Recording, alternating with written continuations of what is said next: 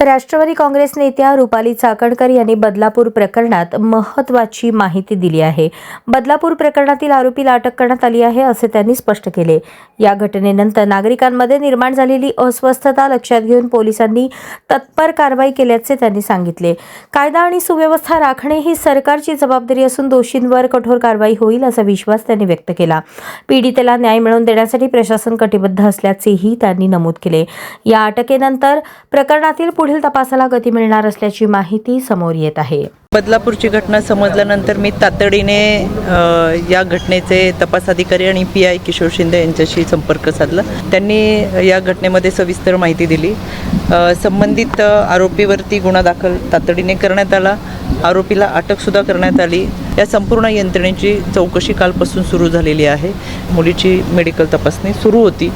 त्याचबरोबर या शाळेमध्ये सुद्धा जाऊन शाळा त्यांना शासकीय परवानगी आहे, खाजगी आहे, कोणाच्या अंतर्गत चालवली जाते, कोणती संस्था घेते आहे, हे संपूर्ण माहिती ही दुपारपर्यंत आपल्यापर्यंत मिळेल.